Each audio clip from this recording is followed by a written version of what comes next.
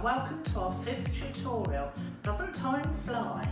Now, I've had a look through some of the recipes we might have been making in the class and looked for something that you were particularly interested in. And a lot of you, when we discussed what we were going to do, the Scotch egg appeared to be really popular. So today I'm going to show you a very quick and easy Scotch egg. Normally these are actually quite high in fat because they tend to be made with pork sausage meat and then deep fat fried. So I'm giving you a much healthier version today using turkey mince. Now we may underestimate turkey mince because it can be used in lots of the recipes. We can do a turkey chili, we can do a spaghetti bolognese using it, and lots of other things as well. So don't ignore turkey mince. The only thing I do find, you do have to add a lot more flavourings to it because it can be a little bit bland. Now with your Scotch eggs, it gives you actually a chance to be really inventive and to really get to grip with some of the spices that you might have in your cupboard. What I'm doing today is just giving you a basic suggestion, and then you can ring in the changes. You can make a spicy Scotch egg for those of you who I know like your chilli flakes, chilli powders. I'm using some allspice, some black pepper and some cumin, and I'm also going to finely chop a spring onion, some fresh coriander and some garlic. Now when you're chopping this, you do want it really finely chopped, so today I'm going to put it in my little mini chopper. If you don't have a mini chopper, then just chop it finely by hand using a very, very sharp knife. When you use your coriander, make sure you put the stalks in there because that's the most flavoursome part there. So although the leaves are very tangy and very fragrant, you're actually going to get a lot more flavour from the stalks. And I've seen people sort of picking the leaves off and not using that. Spring onion, I've chopped it a little bit to start with so that my mini chopper doesn't get into a bit of a mess with it. And also I've peeled the garlic there. You can also see I've got a lemon. Now normally I always forget to put the zest of the lemon in, so I mustn't forget to do that today. I've got 3 hard-boiled eggs. I'm going to make 2 of them using the turkey mince, and the third one, to ring in the changes, I'm going to show you a vegetarian Scotch egg, which is a little bit different. So I'm off to chop up the spring onion, coriander and garlic now, and I'll be back in a moment. Right, so that's beautifully finely chopped in the mini chopper, but don't worry, as I said, if you haven't got one of those, you can just finely chop it with a large knife. The smell of the fresh coriander is absolutely beautiful, and mixed with the garlic and the spring onion, that gives a really nice paste to mix in with your turkey mince. Now this is the breast of turkey mince here, and it's 3% fat. Take that little piece of paper off there because we don't want that going around our Scotch egg, and just break it down slightly. Now a lot of minced beef that you can buy is 20%. If you're normally buying mince for your spaghetti bologneses or your chilies, you should really be looking at 5% mince in there. So just break that down, and then into there I'm going to pop in a little bit of cumin, which is a warming spice. It's not hot or spicy or anything like that, it's just nice and warming. A little bit of black pepper, which is finely ground there. And the other thing I'm using is allspice. Now don't get that mixed up with mixed spice. Allspice is a berry. Mixed spice is a mixture of cloves and nutmeg and cinnamon, which is something you may use for your Christmas cake. Not what we want in here. And then just using your wooden spoon, really like a paddle, make sure that you blend in all those spices. At this stage you'd pop in your chilli flakes if you want that, or some smoked paprika, or as you know I'm a lover of Chinese 5-spice, that could actually go in there as well.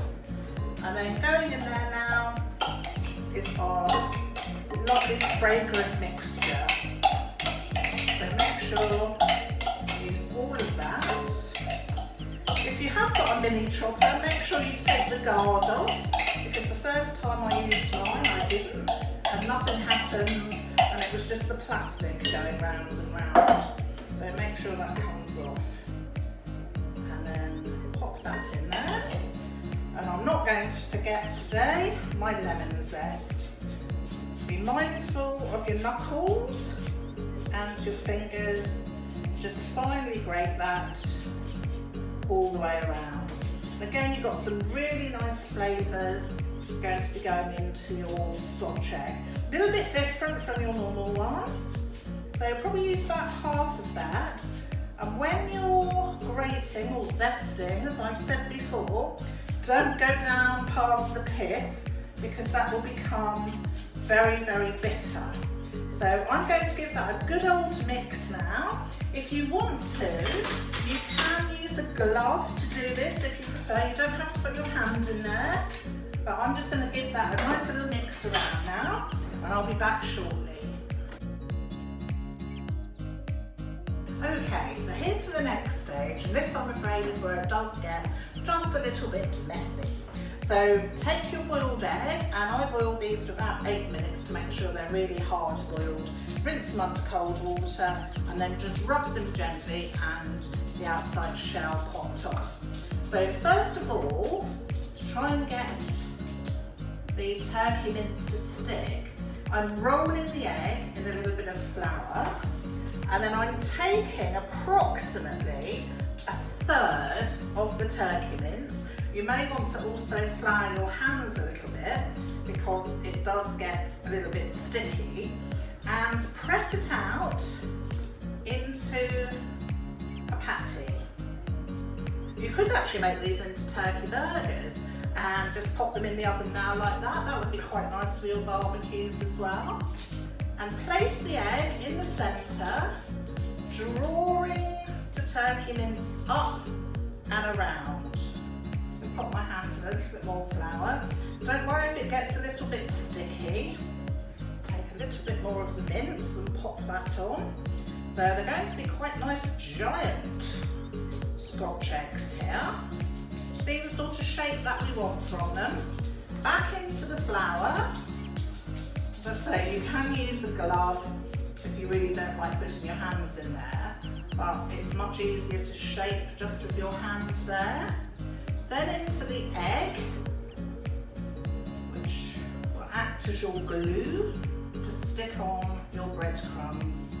And then finally, into the breadcrumbs. These are the panko ones that I used a couple of weeks back on the fish cakes, but you can buy breadcrumbs or make them in your liquidizer, or again, you don't have to have the breadcrumb topping.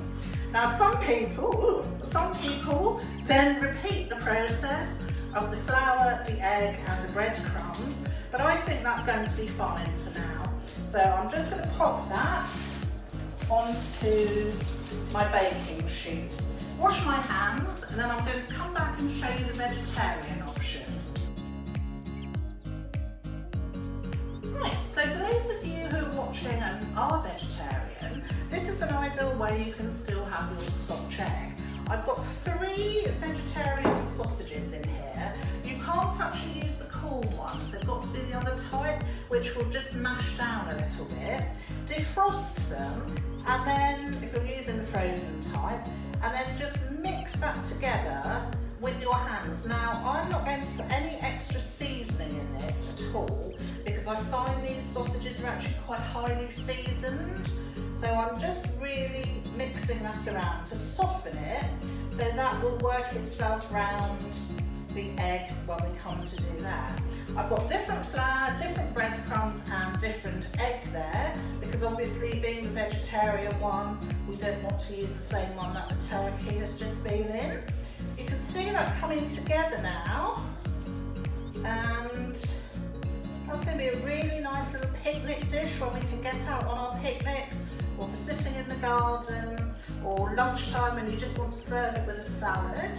I particularly like my Scotch eggs just warm, not hot from the oven and not freezing cold from the fridge, but just warm. Now that's softened really nicely, so with my other hand I'm going to pop the egg into the flour and roll that around, and then with my vegetarian sausage going to just flatten it out into the patty, how you saw me do that for the turkey one.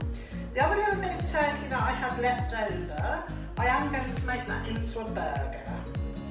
And then exactly the same again, mould your vegetarian sausage. And actually this is a lot easier than the turkey one. That seems to mould really, really well. So using your hands, make that into a lovely shape, into the flour, into the egg, and then finally into your breadcrumbs.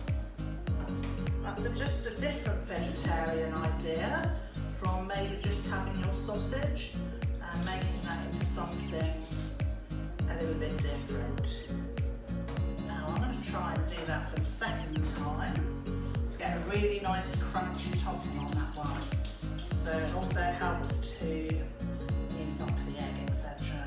So into the egg again, and you'll have your second crunchy coating of your panko breadcrumbs in there. Put it a little bit back into shape because it's lost a little bit of that, and then onto your baking tray. And I'm going to cook those now for about 20-25 minutes, 180, which is around a gas mark 4 to 5, and we'll see when they come out. Okay, so here we are 25 minutes later, and the Scotch eggs have come from the oven. Don't they just look delicious? We have the vegetarian Scotch egg here using the veggie sausage, and the ones here using the turkey mince. So to serve them with, I'm going to make a nice herby leaf salad, which is just a little gem lettuce, which I have finely shredded.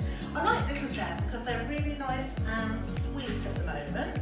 I've also got some mint from the garden, the rest of the coriander, the rest of the spring onions, and just using a nice sharp knife, give that a little whiz about. I've also popped some basil in there as well, and the flavours and the smell is absolutely delicious. You notice when we're using a large knife, we're not actually banging the knife down, we're holding the knife at the tip and just moving it along nice and gently to cut everything through. Make sure your knives are nice and sharp. A blunt knife is actually far more dangerous than a sharp one. So all those flavours will be in the salad now. So I'm going to put some on there and some on this plate. Use the remainder on there. And then basically it's really nice and easy. Just pick up the Scotch egg, pop it on your salad. You'll notice I did use some parchment just to stop the eggs from sticking. And what I'm going to do is just cut through so you can see the inside of the egg. That looks amazing. And the same with the turkey eggs. So there we go, they're a little bit hot at the moment because obviously they're straight from the oven, but I think you'll agree for a nice lunchtime dish with some salad, that will look amazing there. So there's our recipe for the tutorial today. There's still more to come, so I still hope you're enjoying it. Let me know how you get on when you try these at home, and hopefully you'll get some really good results as well. Thank you, and bye-bye for today.